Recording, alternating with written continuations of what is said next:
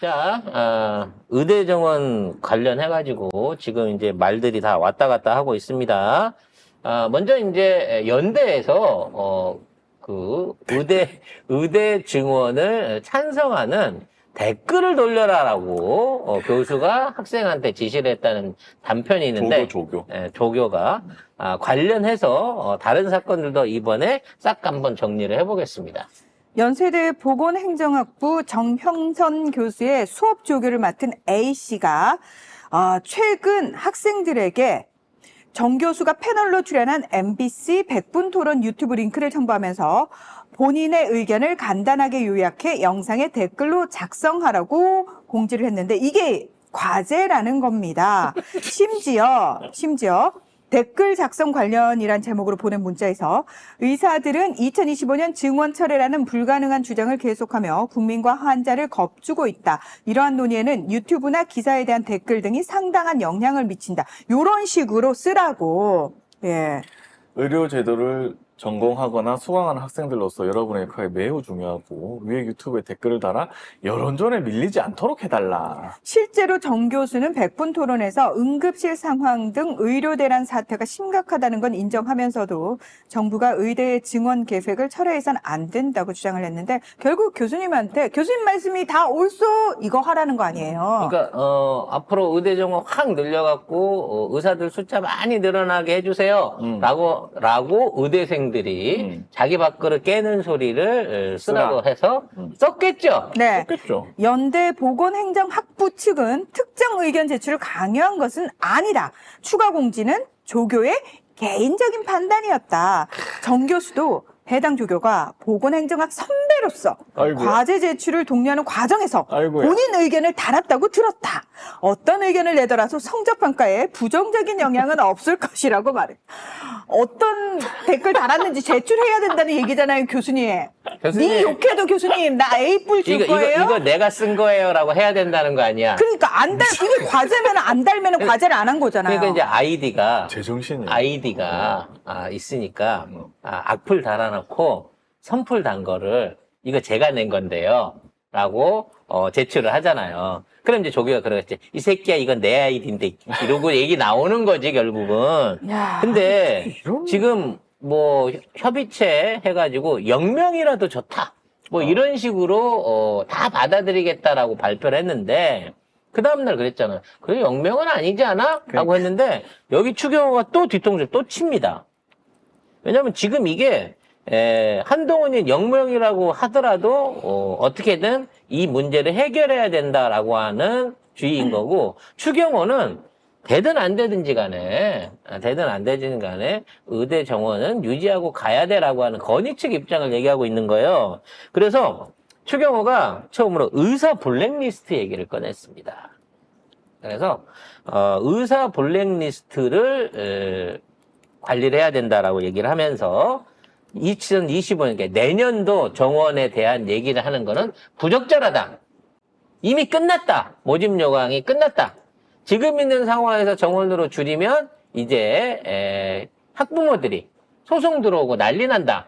그러면서 2020년도는 그대로 2,000명 가야 된다라고 얘기를 하면서 사실상 모든 그동안 정부 측 대통령실 한동훈이 했던 얘기를 뒤집어 엎어버렸어요, 혼자서. 어제부터 사실상 수시 접수가 시작됐기 때문에 2025년 의대 정원의 제도적 문제는 조정이 사실상 어렵다. 안 하겠다는 얘기입니다. 그렇죠. 그럼 모른다고. 그럼 얘기를 도대체 누구 말을 믿어야 되는 거야? 의학장 협의회는 그럼 미쳤다고 합니까? 이거? 그렇지.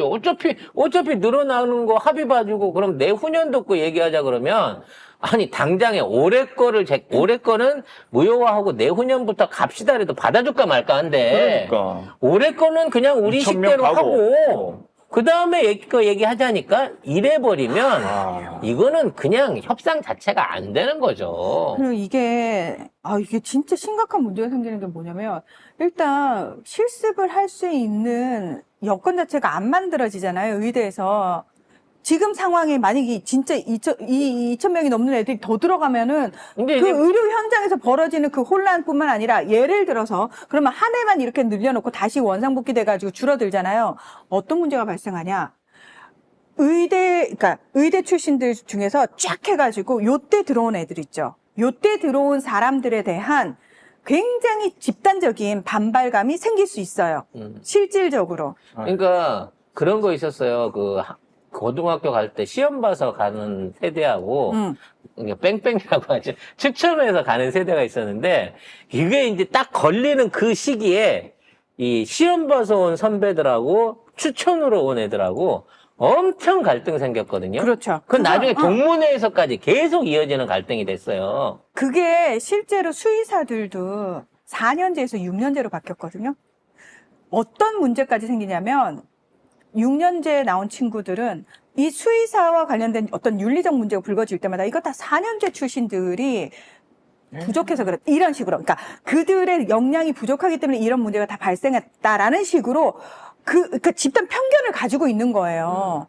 그러니까 그런 게 사실은 심각하게 문제가 되거든요. 그 안에서 내부적으로. 그래서 이거를 그대로 방치해서 뭐 해결이 될 리도 없지만 해결이 된다고 하더라도 정부 측 안을 강행하게 되면 의료계 내부가 또 분리될 수밖에 없는 이런 상황이라는 거죠. 근데 당장에 추석 연휴는 다가오는데 어떻게 할 거냐? 그러니까 연휴의 진찰료를 3.5배로 올려주겠다는 겁니다. 아니 저기 진찰료가 낮아가지고 응급실이 못 그러니까. 안 돌아가는 게 아니잖아요. 결국에는 뭐 전문의 응급센터 추석 권역 응급센터 전문의 진찰료를 3.5배로 늘려서 이 당시 그러니까 이거 전문의 돈을 정도- 많이 줄 테니까 일을 하세요. 일을 하라는 거야. 어? 그 의사가 다 억대 연봉 받는, 이 전문이잖아요. 아. 수련이도 아니고 전문이. 억대 연봉 받고 자기 나름대로 어떤 프라이드가 있는 사람인데, 명절에 나와갖고, 야, 세 배로 진찰료 더 줄 테니까 나와서 일해. 그러면, 아이고, 좋아라. 그러고 나올 사람이 누가 있어요. 3배로 3.5배로 하면 그 돈을 누가 냅니까? 아니 지금 응급실이 그냥 아무나 투입하면 나 의사 나 응급실 이번에 알바 좀 뛰러 갈게요. 저 알바하러 왔어요. 이러고 갈 수 있는 데가 아니잖아요.